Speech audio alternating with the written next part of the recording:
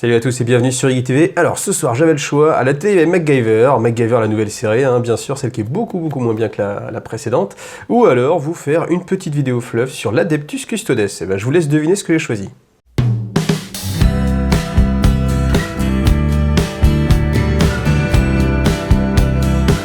Alors contrairement d'habitude où je fais les prévus de codex, là on va aller un petit peu plus dans le détail.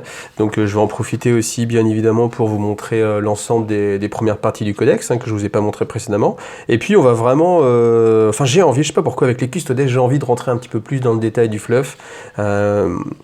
Bon, on va commencer déjà avec les images. Alors, une nouvelle image, bien sûr, on va voir que des nouvelles images avec les custodes. Un petit peu ce que ça pour présenter d'être un custodes. Alors, les mecs sont souvent dans des postures un petit peu tranquilles.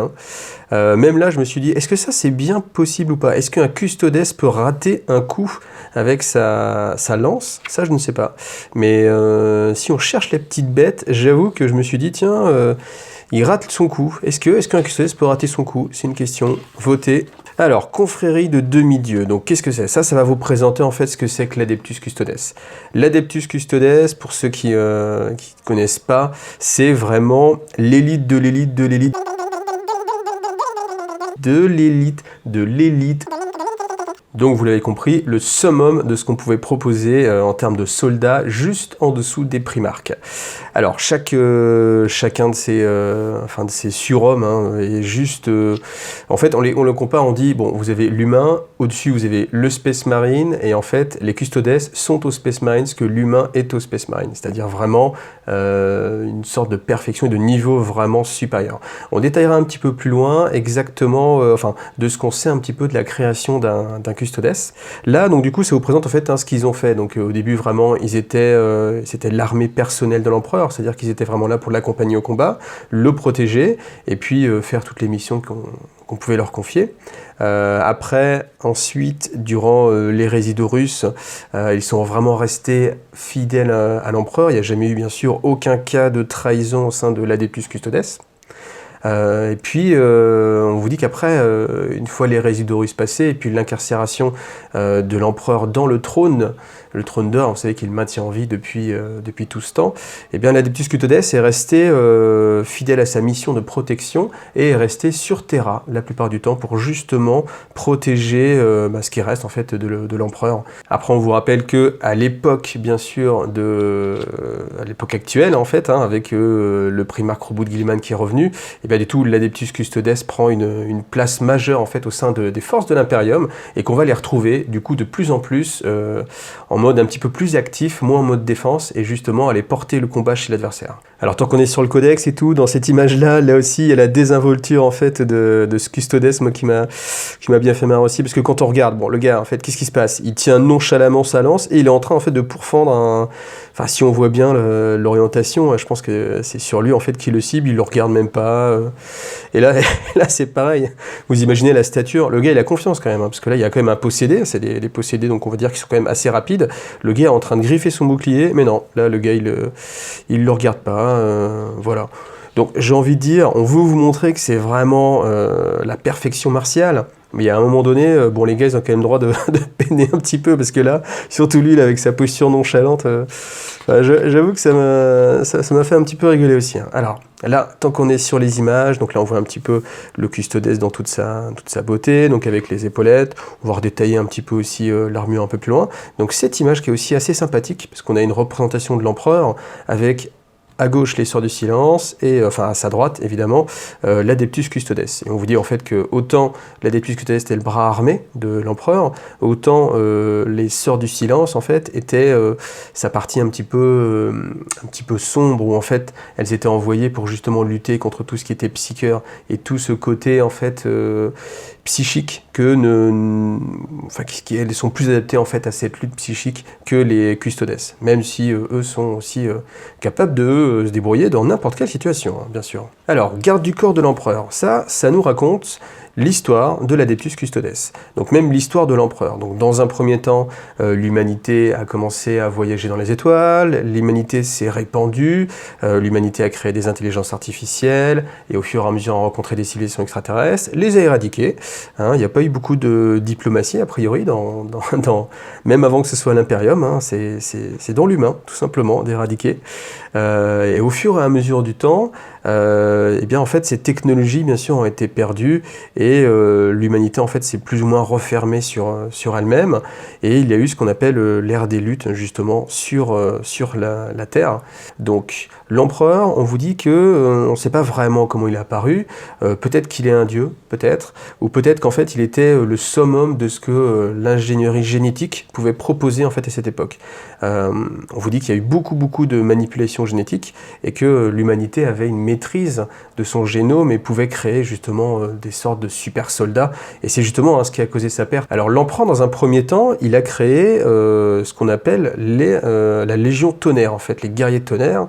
Alors les guerriers tonnerres, c'est pas du Space Marine, c'est pas non plus du Custodes, c'est simplement l'utilisation dans ce qu'on appelle les techno-barbares. On les vante pas pour leur finesse de stratégie, mais pour leur force physique et leurs compétences augmentées génétiquement. Et en fait, l'empereur, justement, a utilisé cette force pour reconquérir, en fait, Terra, dans un premier temps. Au fur et à mesure du temps, il savait, en fait, que les guerriers tonnerres étaient juste là pour la reconquête, et que c'était pas une force qui allait pouvoir perdurer, en fait, dans le temps. Et c'est ce qui a créé la rébellion, justement aussi, des guerriers tonnerres. Voilà, je reprends le passage. Hein. Au cours des dernières années des guerres d'unification, les guerriers tonnerres comprirent que leur créateur les avait accablés d'une espérance de vie réduite et se dressèrent contre lui pour ce qu'ils estimaient être une trahison. En effet, hein, ils ont compris qu'en fait, ils avaient une espérance de vie très réduite et que c'était un vœu de l'empereur pour justement les utiliser comme des outils. Alors, ils se sont rebellés, et c'est à ce moment-là, justement, que l'empereur a utilisé et a créé, hein, justement, les custodianes. Donc, les custodianes qui sont vraiment le summum, hein, de ce que l'empereur, au sommet de sa gloire, de sa puissance et de ses connaissances, pouvait créer, en fait, sur un humain, à partir d'un humain. Donc, bien sûr, les custodes ont éradiqué toute présence des guerriers tonnerres et ont commencé à établir l'hégémonie de l'empereur sur Terra. Donc, ensuite, l'histoire, on la connaît, c'est le lancement de la Grande Croisade. Au cours de la Grande Croisade, enfin avant le lancement de la Grande Croisade, l'empereur a créé les primarques, qui étaient ses fils et physiques et spirituels. Enfin, on va pas repartir sur les primarques parce que ça vous connaissez bien. Bien sûr, le chaos est intervenu, les primarques ont été perdus, et puis l'empereur a lancé la Grande Croisade pour justement reconquérir les étoiles et retrouver en fait ses primarques. Et c'est à ce moment-là justement que les custodiens étaient les plus actifs, parce qu'ils étaient vraiment, ils étaient là pour défendre l'empereur, hein, mais comme l'empereur justement voyageait à travers l'espace, ils étaient là pour le défendre et agir justement en son nom. Alors, les Résidorus, ça par contre je vais un petit peu plus survoler, c'est parce que tout simplement l'Adeptus Custodes n'est plus intervenu en fait durant les Résidorus. Les seules batailles auxquelles l'Adeptus Custodes a participé, c'est l'attaque de Prospero et ensuite au final, le siège de Terra, c'est-à-dire vraiment le dernier acte de l'Erisdorus. Alors, on n'explique pas exactement ce qui se passait, mais on vous explique que pendant ce temps-là, ni l'empereur, ni les custodes étaient inactifs, hein, bien évidemment, ils n'étaient pas en train de se tourner les pouces dans le palais, en train de siroter des bières. Ils étaient en train de lutter sur un plan, alors c'est pas très clair, mais dans une autre dimension, plus ou moins. Alors je pense que ça doit être expliqué un petit peu dans les livres de l'Hérésidorus. Moi, je les ai pas lus, donc du coup, c'est vrai que c'est un petit peu obscur pour moi, mais je pense qu'il doit y avoir peut-être des livres qui en parlent. Si vous avez les titres de ces livres, si ces livres ont déjà été écrits, eh ben, n'hésitez pas à les mettre en commentaire. Je pense que ça pourrait être utile pour pas mal de gens qui aiment bien justement un petit peu le fluff comme ça. Et donc du coup, on vous apprend que les custodes se sont battus tout au long de l'Hérésidorus, justement sur ce plomb, sur cette interdimension, voilà. Et qui sont justement après venus quand on pouvait plus reculer, hein, quand Terra était assiégée, ils sont venus se battre en première ligne pour défendre l'empereur, défendre le palais impérial, hein, et puis aussi porter le combat sur la bâche de bataille de Russe. Alors dans cette partie, bon, après ça c'est vraiment quelque chose qu'on retrouve vraiment souvent, hein. C'est-à-dire que l'empereur, Horus a baissé les boucliers de sa barge de bataille, du coup l'empereur s'est téléporté dessus avec les meilleurs de chez les meilleurs des custodes, et puis bien sûr le primarque Sanguinus, Sanguinius qui est péri justement des mains de Russes. Et puis aussi l'empereur. Hein. L'empereur, vous le savez, hein, il a pas succombé, mais il a été grièvement blessé. Et du coup, c'est ce qui a entaché l'honneur, en fait. On va dire que c'est à la connaissance, enfin, de ce qui est écrit et de ce que vous est présenté, c'est vraiment le seul échec de l'Adeptus Custodes, en fait. C'est justement cette honte de ne pas avoir réussi à battre aux Russes et à protéger l'empereur. Et c'est quelque chose qui vont porter en eux, en fait, sur toute la suite de leur histoire.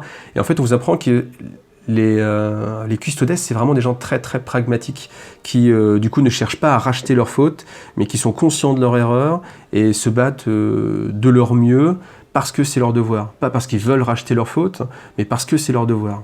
Et ça, c'est quelque chose qui est vraiment très appuyé et qui est assez plaisant aussi, je dois dire, à voir. Alors, gardien du trône d'or, on vous explique que, bien sûr, depuis toutes ces époques, depuis 10 000 ans, les Custodes veillent sur l'empereur et leur veille ne cesse pas et ne cessera jamais et que, quoi qu'il arrive, ils resteront, bien sûr, avec lui jusqu'au bout. Alors, on vous parle, en fait, ici, des compagnons. Les compagnons, c'est vraiment la dernière ligne de défense. C'est 300 Custodes qui sont autour du trône d'or, donc vraiment dans la salle statique, mais vigilants, toujours prêts à protéger l'empereur et qui sont à le contempler, à essayer de communier un peu avec lui.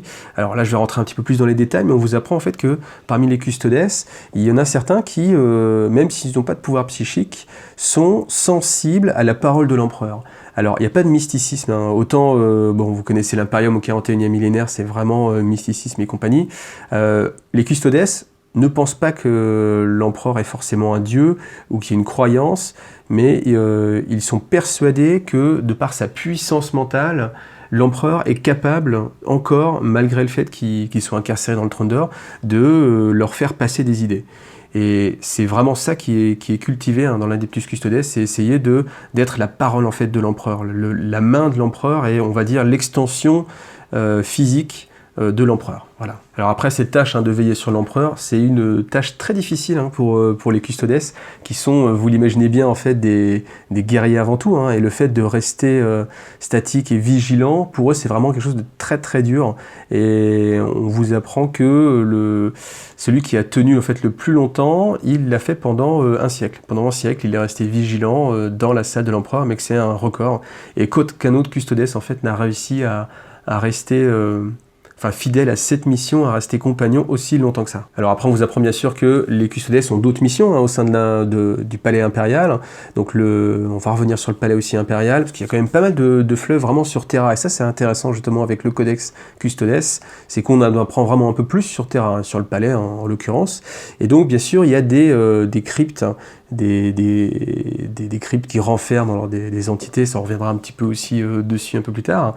Vous voyez, il y a pas mal de choses, là je vous promets pas mal de choses, mais c'est vrai qu'au fil des pages, il y aura vraiment beaucoup de choses à dire. Et donc du coup, il y a des gardiens, on va dire des gardiens de prison, c'est réducteur, mais c'est le principe. Ensuite, il y a aussi des forces qui sont là pour essayer de démasquer tous les traîtres ou tous les assassins qui pourraient justement venir et essayer sur Terra de atteindre l'empereur directement.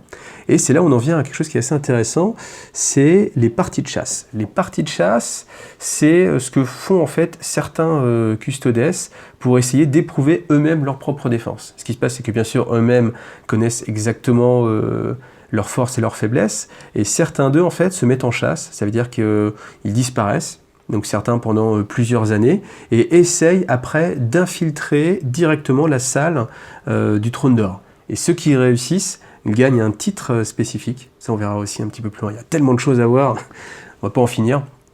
Alors je vais sans doute oublier plein de choses, mais du coup achetez le codex, regardez, lisez vous-même, vous verrez que c'est assez intéressant. Mais du coup, ceux qui réussissent en fait sont vraiment l'élite et permettent justement de combler en fait les failles de sécurité qu'il pourrait y avoir pour que personne d'autre ne puisse vraiment trouver la faille sur les gardiens du trône d'or. Alors après là aussi j'ai envie de vous lire un petit passage qui moi m'a bien plu. Donc les Custodes ne prêtent guère attention aux humains fugaces qui grouillent à leurs pieds et se font fort de tenir éloigné même le plus loyal des Space Marines à une longueur de lance, car ceux qui ont failli une fois peuvent toujours réitérer. Ils appliquent aussi ce mentat à eux-mêmes et jamais ils ne se sont permis un moment de laxisme ou d'introspection. Si leur capitaine général fait partie des hauts seigneurs de Terra, il lui arrive aussi de compter parmi ses plus influents conseillers. Dans tous les cas, l'Adeptus Custodes exerce la pleine autorité du Magisterium Lex Ultima, organise les défenses de Terra comme il lui sait et ne répond à nul autre que son maître silencieux en matière de sécurité, d'inviolabilité et de force. C'est-à-dire que, alors le Magisterium Lex Ultima, c'est-à-dire c'est la parole de l'empereur. Les Custodes n'obéissent à aucun seigneur, aucun maître de guerre, personne. Il y a vraiment, même l'Inquisition, ils sont vraiment la parole de l'empereur et personne ne peut leur demander quoi que ce soit.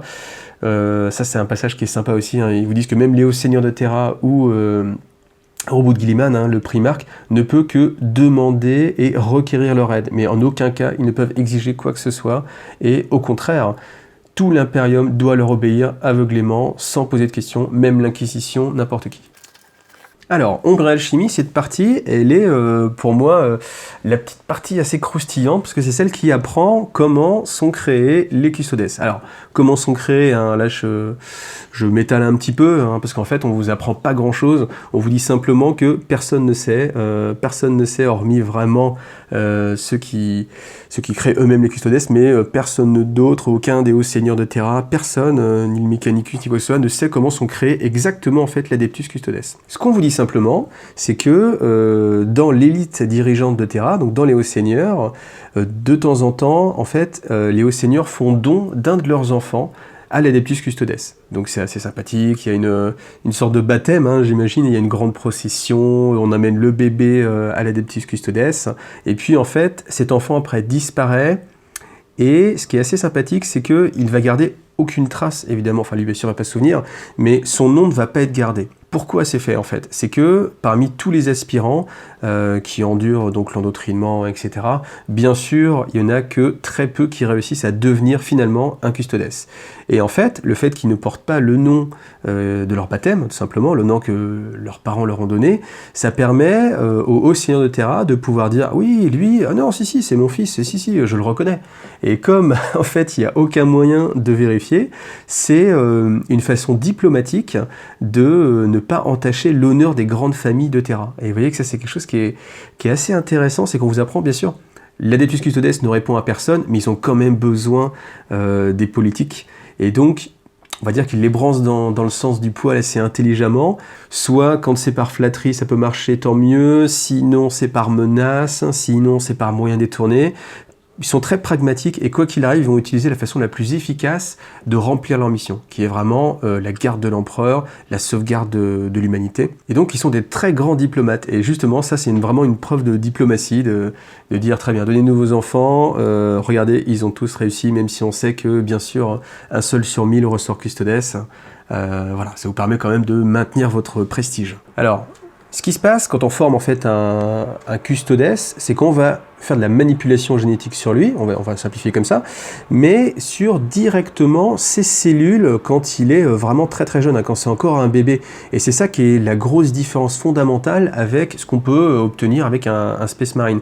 Un Space Marine, ça va être des jeunes enfants qui vont avoir des capacités déjà très développées, enfin qui vont avoir une sélection et qui vont se voir ajouter des organes, un squelette et ce genre de petits ajouts en fait qui viennent modifier en fait leurs gènes pour les transformer en Space Marine. Alors que les Custodes, c'est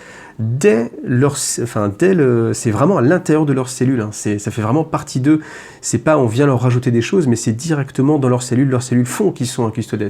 Et c'est pour ça que le Custodes, c'est vraiment au-delà de ce que peut produire un Space Marine ou même un Primaris. Là, on est vraiment au-delà. Alors bien sûr, hein, ils ont tout ce qui est endoctrinement militaire, mais on leur apprend aussi beaucoup de choses, et en fait, ils se doivent, alors là, ça me fait un petit peu penser au mode de pensée des Eldar, ils se doivent de maîtriser en fait tous les aspects de l'humanité, c'est-à-dire d'être d'excellents combattants, évidemment, d'excellents diplomates, d'excellents littéraires, d'excellents mathématiciens, d'excellents artistes, d'excellents philosophes, hein, et c'est, même d'excellents cartographes, enfin, vous voyez, géographie interstellaire, l'histoire, la philosophie, la théosophie, l'art, et bien d'autres.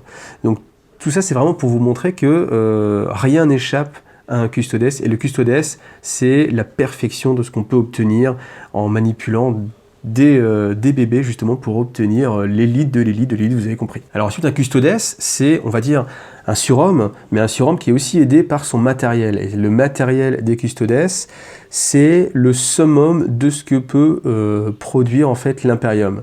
Parce qu'en fait, on a vraiment l'idée que c'est la perfection.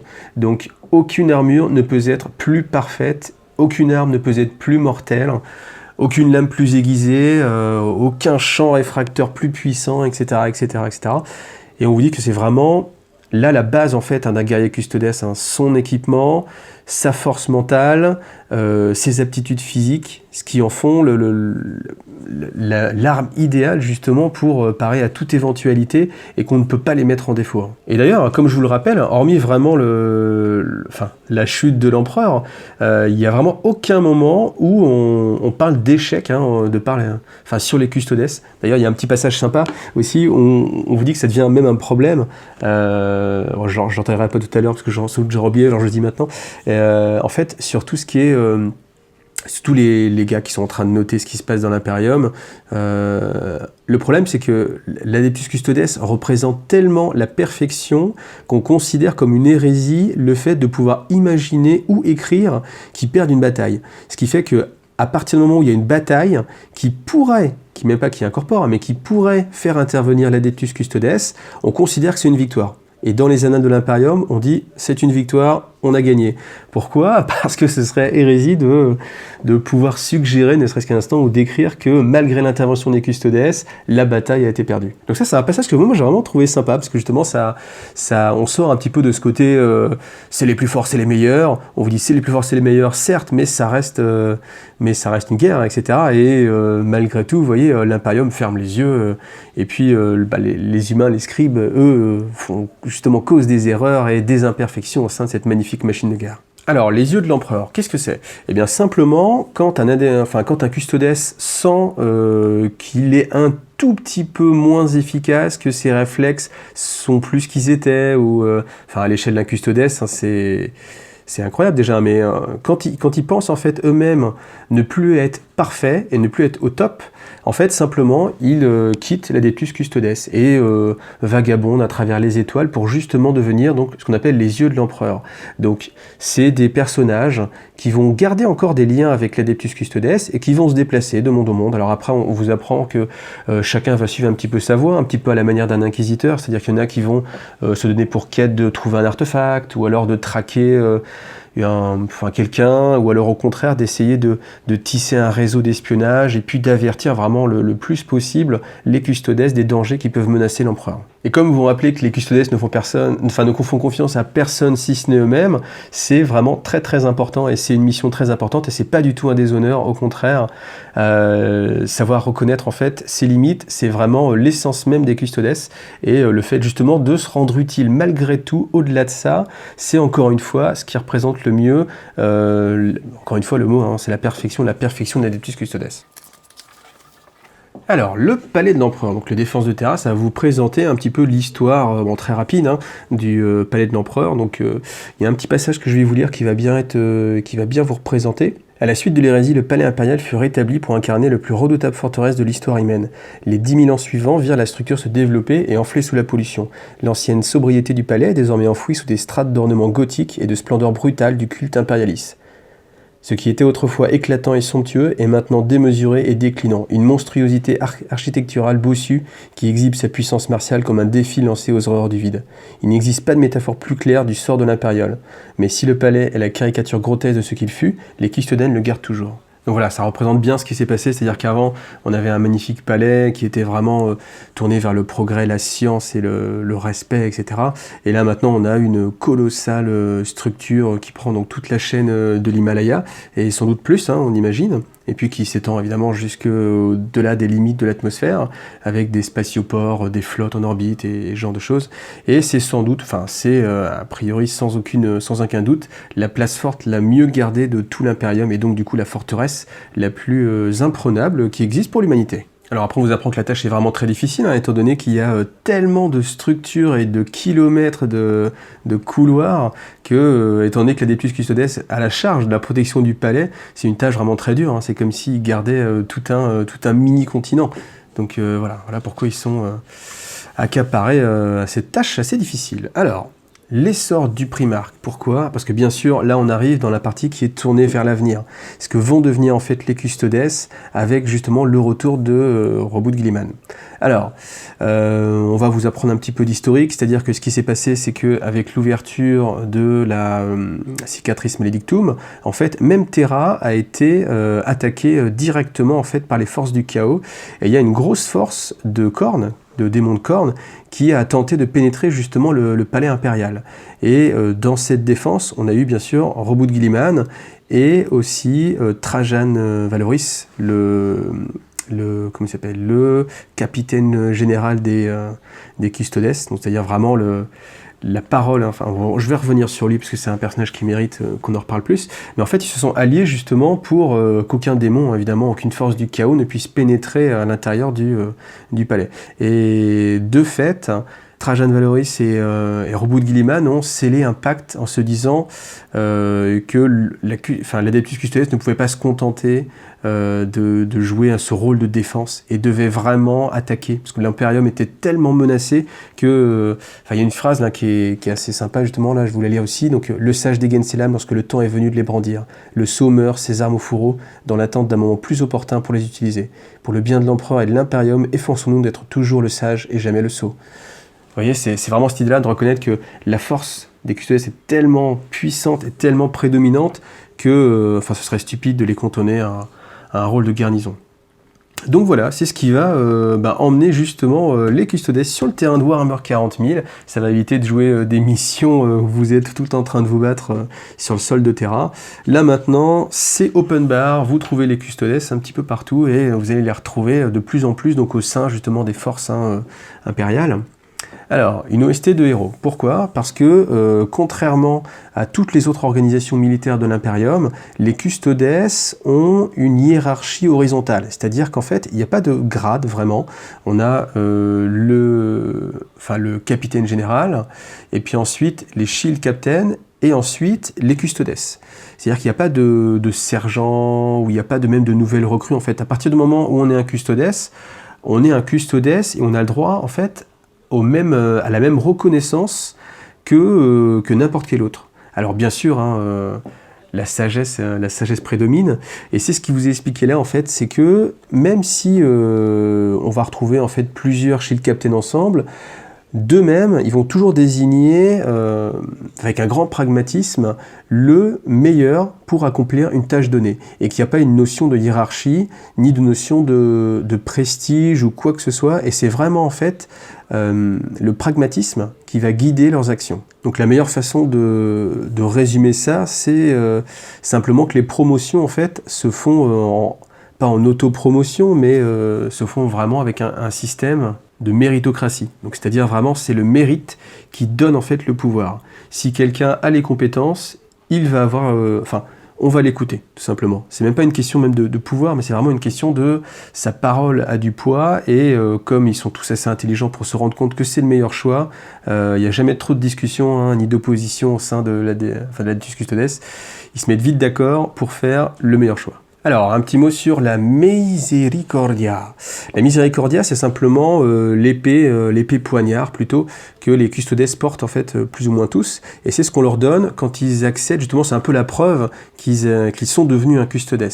Et on vous apprend que cette arme-là était... à l'époque de l'ère des luttes, était le symbole de l'oppression des seigneurs techno, alors je sais plus comment ils s'appellent, mais de tout ce qui était les tyrans qu'il y avait à l'époque sur Terra, pendant les guerres d'unification, et que justement les Custodes ont choisi d'incarner, de reprendre à leur compte en fait le nom de la Misericordia pour transcender cela en fait.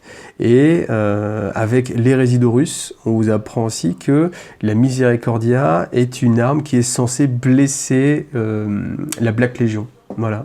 Étant donné que c'est vraiment ceux qui ont trahi l'empereur le plus, évidemment, et qui étaient, évidemment, Horus était à la tête de la Black Legion, les Custodes ont vraiment une dent très particulière pour la Black Legion. Et même s'ils ne sont pas superstitieux, certains pensent que chaque blessure causée par la Misericordia est une blessure infligée à la Black Legion. Et voilà.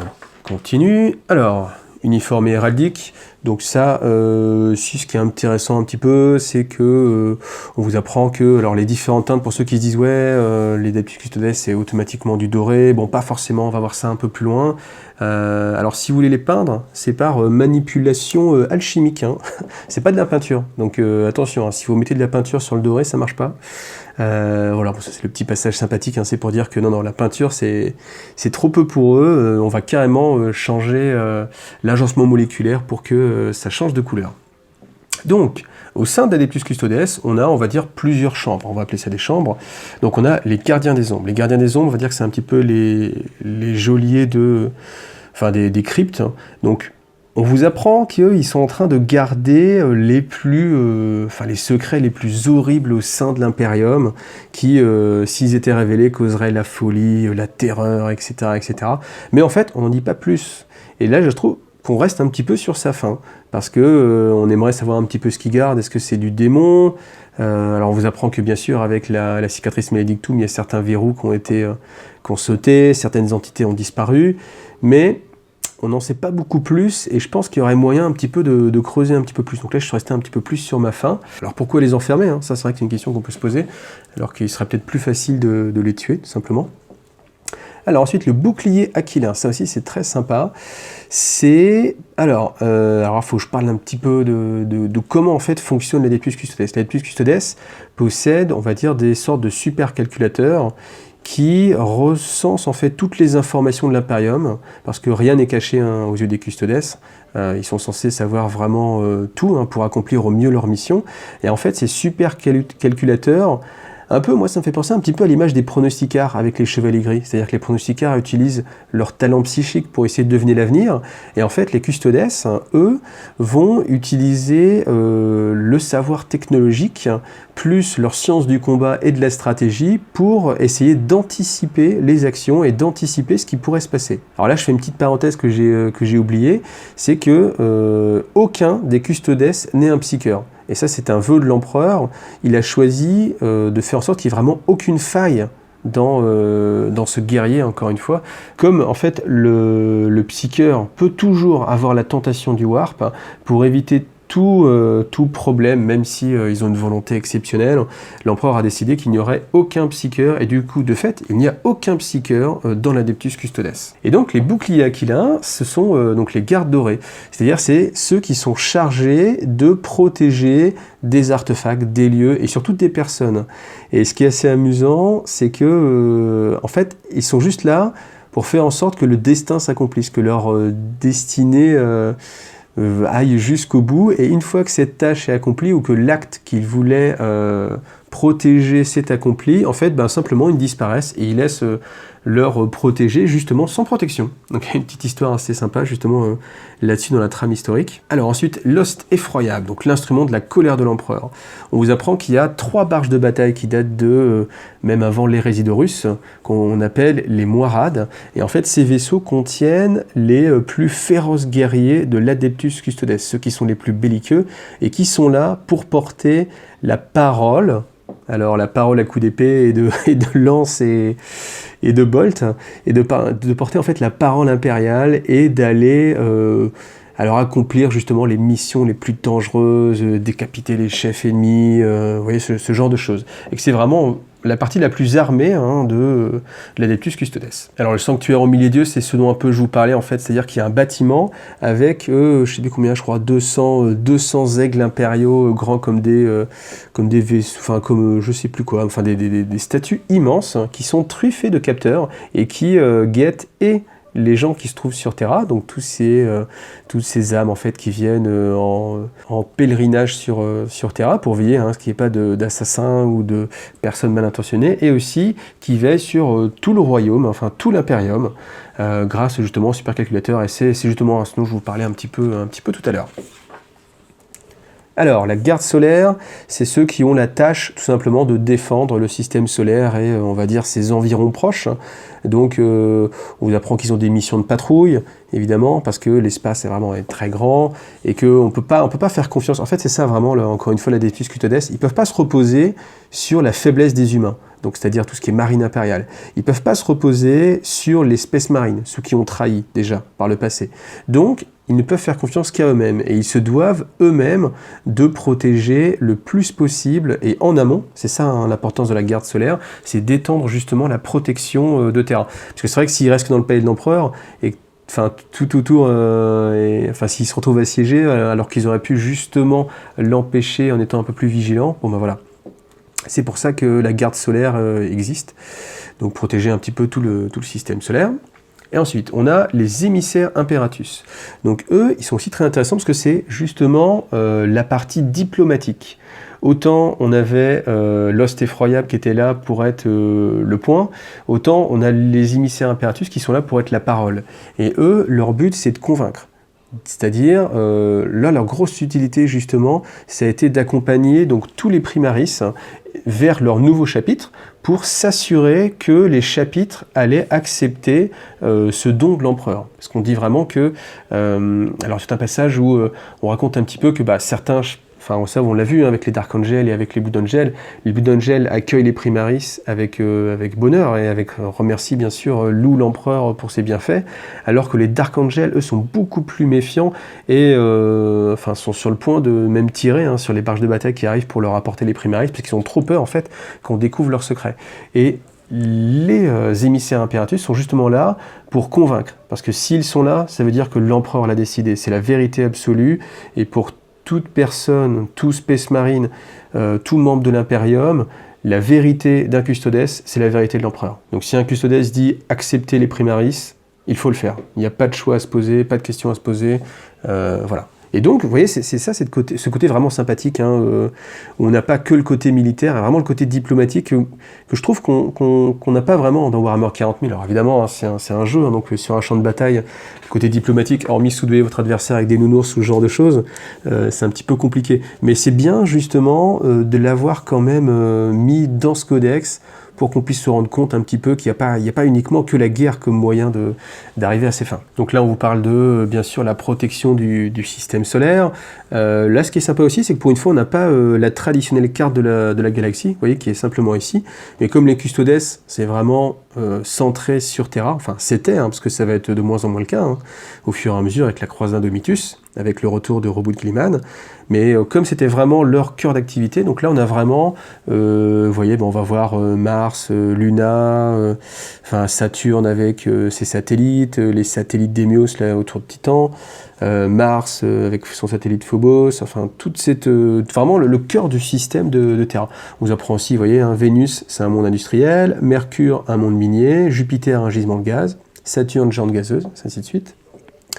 Un passage qui est aussi très sympathique, c'est sur Phalanx. Phalanx, vous savez, c'est le plus grand vaisseau spatial, on va dire, a priori, hein, à ma connaissance. Mais en tout cas, Phalanx a été vraiment impliqué et est un élément essentiel de la défense de Terra. Et c'est pour ça que les custodes ont de très grandes relations avec les Space Marines des Imperial Fist, qui sont justement ceux qui possèdent, justement, en fait, c'est leur vaisseau chapitral, hein, leur monde chapitral, hein, ce Phalanx.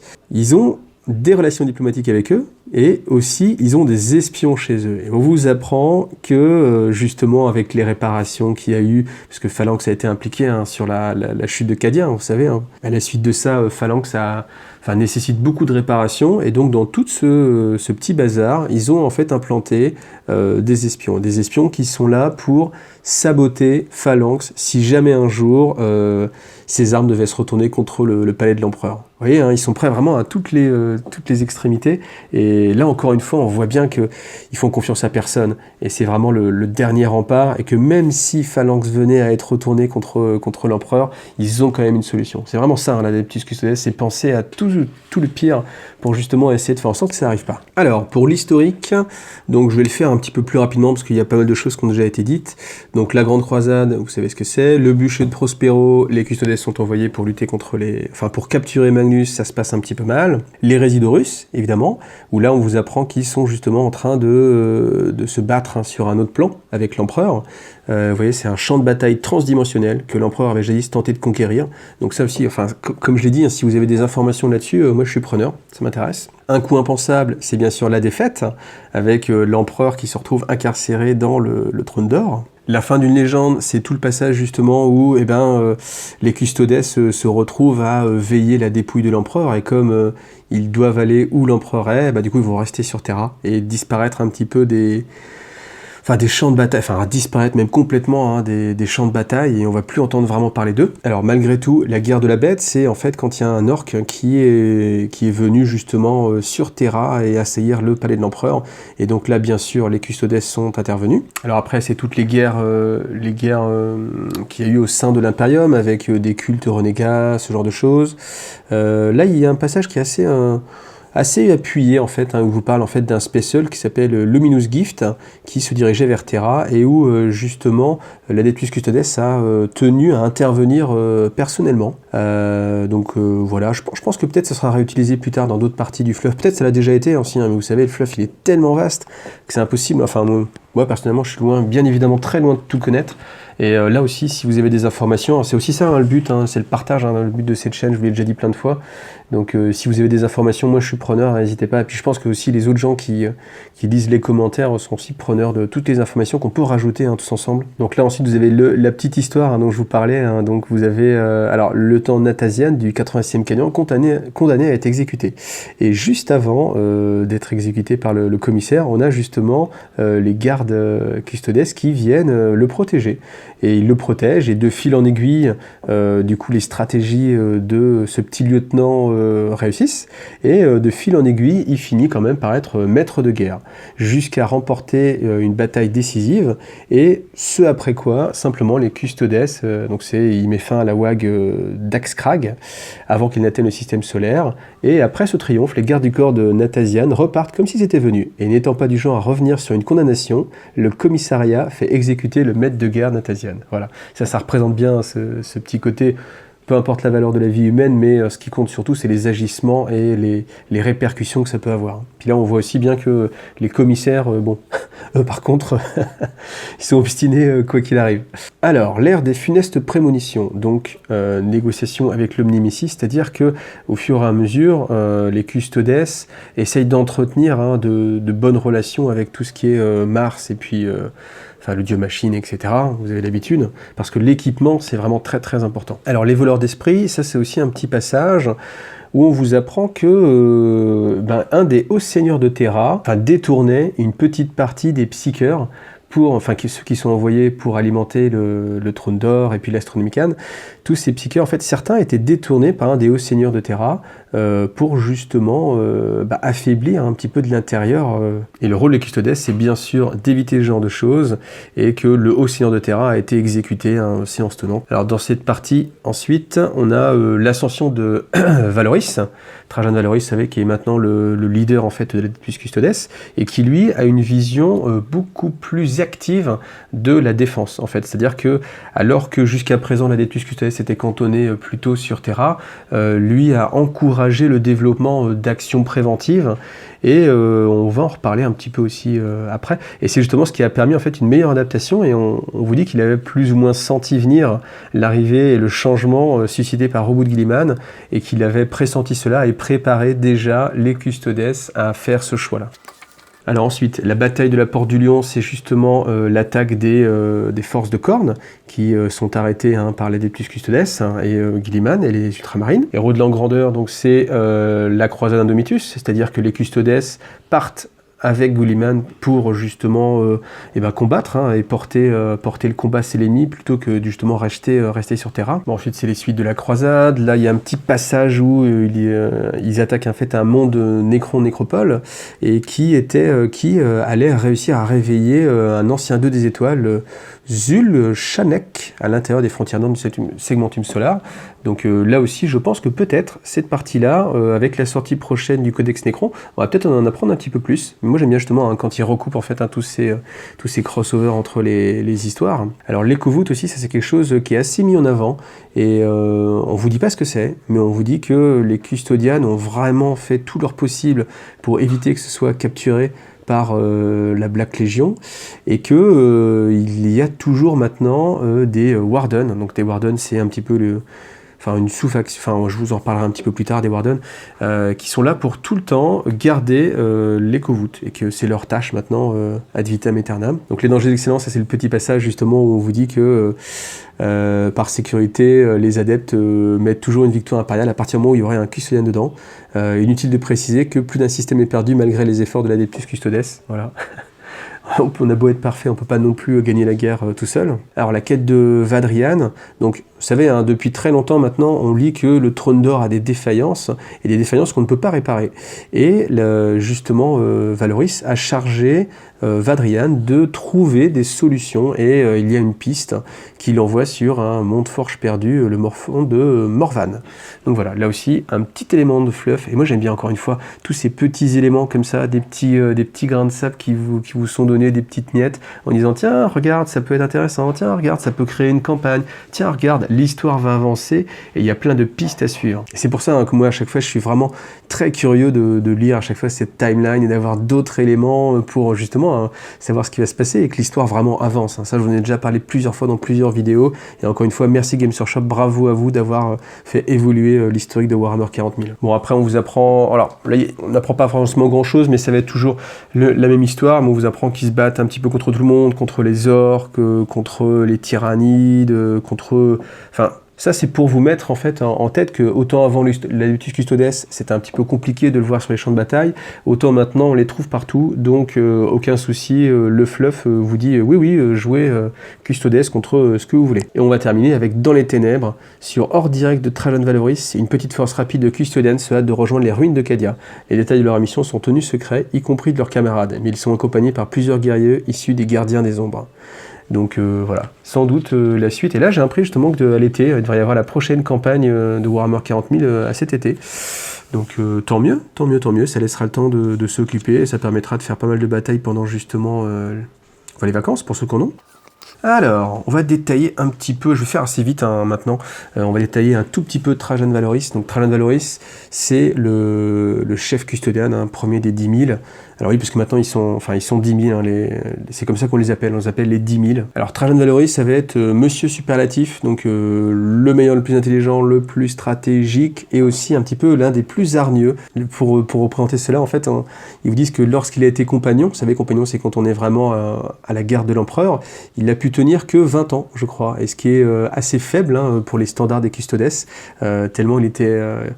désireux justement d'être dans l'action. Alors on apprend aussi un petit peu les rites de transfert en fait, c'est-à-dire que quand je veux toujours appeler ça un seigneur capitaine, mais quand un chef custodian ou quand un capitaine général, voilà, quand un capitaine général en fait succombe, et bien en fait c'est, ou même pour tous les custodes, leur équipement est transmis à quelqu'un d'autre, et remanié, refait un petit peu pour eux, mais transféré justement au suivant, et donc lui il a récupéré tout ce qui était équipement du capitaine général Andros Lancèdre. Alors le petit truc sympa qu'il possède aussi, il a en fait alors comment on appelle ça, il donne pas de nom, mais c'est en fait un petit appareil qui permet de piéger quelques fractions de seconde du flux temporel, et c'est ce qui lui permet, alors on va dire plus ou moins d'arrêter le temps, de voyager dans le temps, ou de manipuler en tout cas le temps, et c'est ce qui a permis peut-être, dit-on, de l'aider à entrevoir un petit peu le futur, le retour de Roboute Guilliman et la préparation des Custodes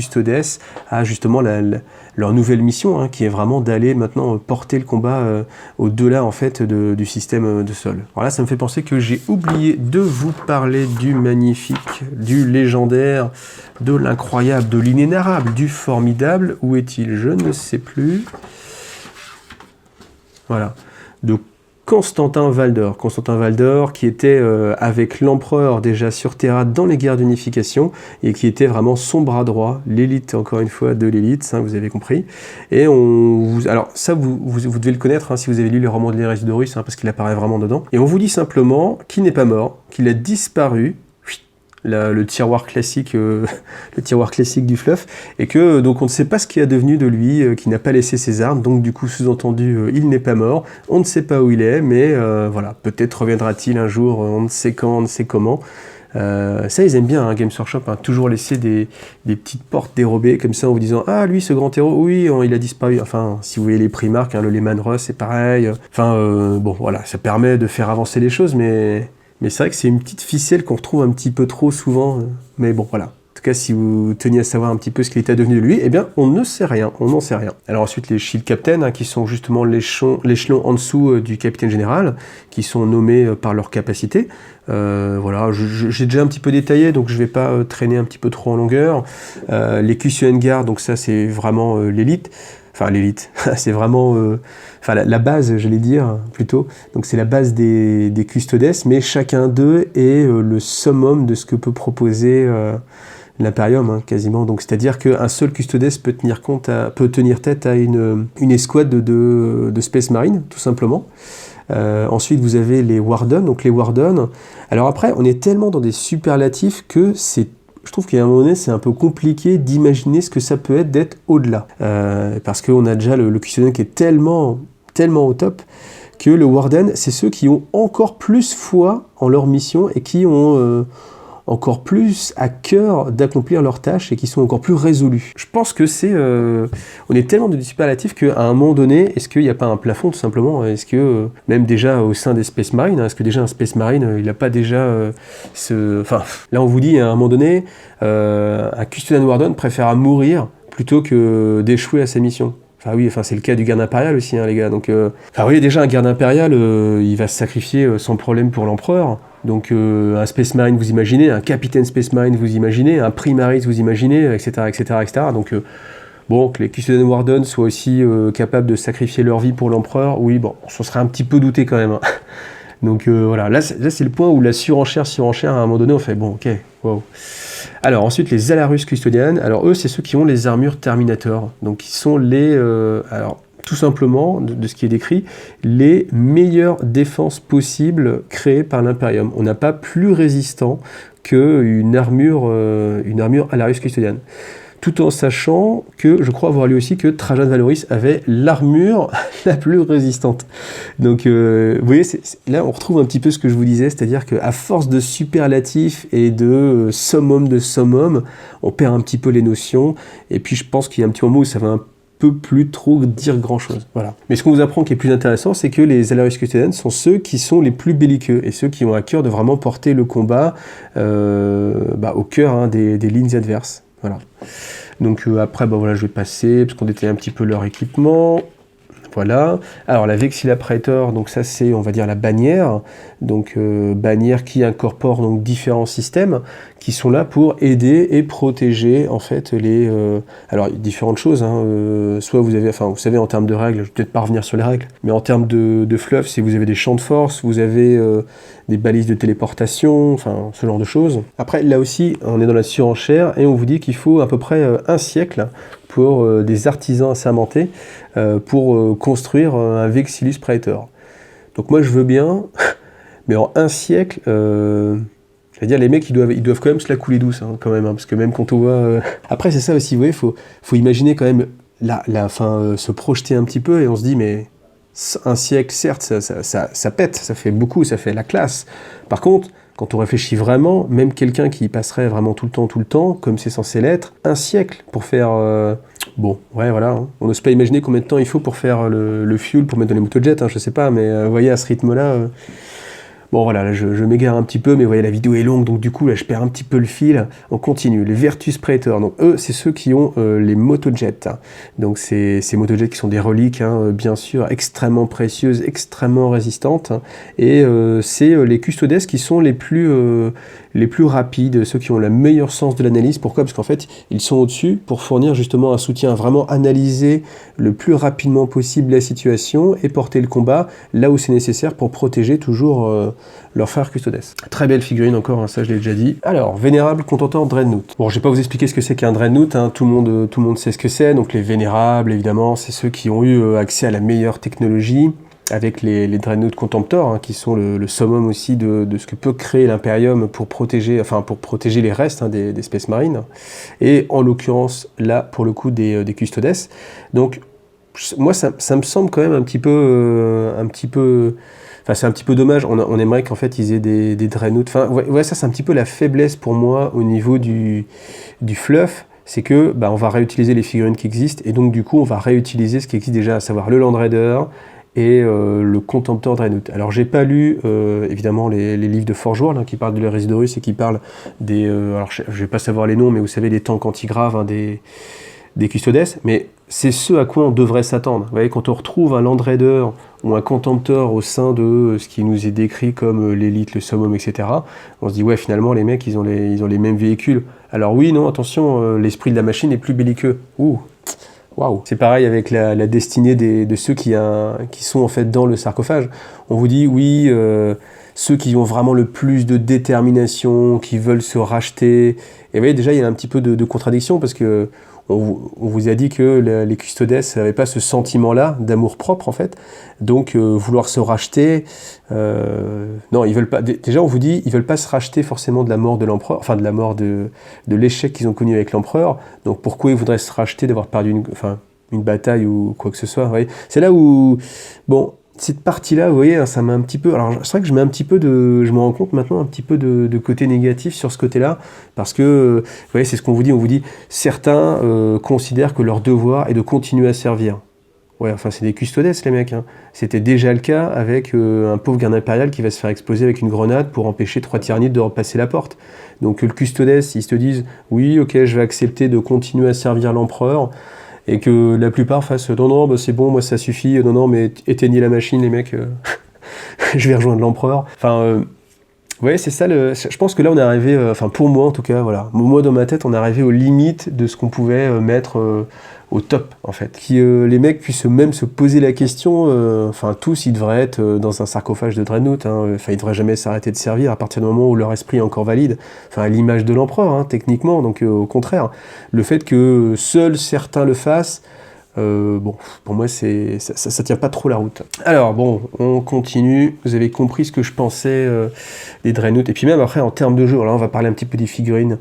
On va laisser tomber un petit peu le fluff. On va partir sur les sentiments purs. Enfin, quand vous voyez ça, c'est magnifique. Ça, super figurine. Enfin, moi, j'accroche vraiment parfaitement. Et quand vous voyez ça, ou ça, honnêtement, enfin, moi, je trouve ça choquant. Alors, autant ceux de Forge World magnifiques, et j'attends avec impatience que les règles Forge World soient mises à jour pour qu'on puisse les utiliser, parce que c'est vraiment très très tentant. Hein. Je vais vous mettre une image. Vous allez voir la différence pour ceux qui n'ont pas vu. Enfin, c'est sans commune mesure, mais c'est ça. Vous avez le Space Marine avec son armure toute lisse et puis standard, et puis vous avez les Custodes où chacun est un héros. En fait, chacun est le summum, enfin une figure de légende.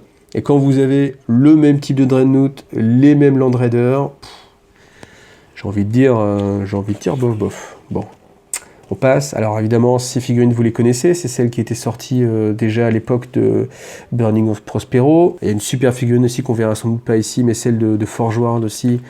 Enfin, allez voir hein, sur le site de Forge World, je vous conseille, hein, si vous aimez les Custodes. Alors là, on voit un petit peu les différents schémas de couleurs. Donc en blanc, si c'est comme ça, c'est assez sympa. Moi, je vais peindre quelques Custodes. Là, j'ai envie de peindre quelques motos. Je sais pas trop encore, j'ai pas encore choisi, parce que c'est vrai que le full doré, c'est un petit peu too much. Je vais essayer de trouver quelque chose. Enfin là, c'est vrai qu'après, tout noir... Bon, je vais voir quand je serai sur la peinture pour voir ce qu'on peut faire. Mais vous voyez, enfin moi j'adore. Hein. Par rapport à, là aussi, enfin là par contre, là c'est le contraire. Autant les motos Jet Forge World, là elles ont vraiment vieilli et je pense que les gars, faut faire des soldes parce que vous allez plus en vendre. Autant celles-ci, elles sont vraiment magnifiques. Hein. Après, on peut aimer ou pas. Alors si on n'aime pas le côté un petit peu too much, comme ça je peux comprendre, mais c'est vrai que ça colle parfaitement avec l'imagerie. Enfin la forme même, bon, voilà, splendide. Mais vous voyez, encore une fois, là, tout le doré, comme ça, c'est peut-être un petit peu dommage. Faudrait peut-être essayer de faire ressortir l'aigle, peut-être le carénage blanc, l'aigle doré. Hein. Je vais voir ce que je vais pouvoir faire. Je vous montrerai. Hein. Enfin, j'espère pouvoir vous montrer ça. On aura le temps d'avancer un petit peu sur la peinture. Bon, voilà. Et là, vous voyez, enfin, ça vous choque pas quand même? C'est fou. Moi, c'est vraiment le... Enfin, moi, je peux pas. Hein. Quand je vois ça, puis lui avec les petites ailettes, waouh, quelle belle conversion. Bon. Hop, on continue. Enfin voilà, le Land Raider, c'est pas possible. C'est trop enfin, c'est pas possible. Voyez, là, comme ça, c'est beaucoup plus joli. Voilà, bon, vous avez compris mon sentiment là-dessus. Après, on va repiquer sur l'autre vidéo. Donc, si vous n'avez pas vu, j'ai fait une vidéo qui s'occupait uniquement des règles. Et là, du coup, j'ai essayé vraiment de m'accentuer, enfin d'accentuer cette vidéo évidemment sur le fluff et les figurines, moins sur la présentation du codex. Comme c'est assez récent pour moi, dites-moi dans les commentaires, est-ce que c'est quelque chose que vous avez envie que je refasse ou pas? Alors bien sûr, encore une fois, c'est toujours dépendant du temps que je peux avoir. J'aurai pas forcément toujours le temps de faire... Enfin là, ça me prend beaucoup plus de temps, plutôt que de faire une petite vidéo qui, une fois le montage effectué, va durer dans les 1 heure. Là, ça fait 2 vidéos un peu plus importantes, où j'ai plus détaillé les règles, où j'ai plus détaillé le fluff. Alors, moi, ce qui m'intéresse, c'est encore une fois un peu plus le fluff, parce que je pense que j'ai pas forcément... faut jouer pour se rendre compte. Et puis là, bien sûr, je peux pas vous sortir une armée, je peux pas me sortir non plus une armée du Custodes, même si j'aimerais bien pour pouvoir faire des parties enquillées, et puis tester, et puis revenir avec un bagage assez solide pour vous dire, ok, ça marche, ça marche pas.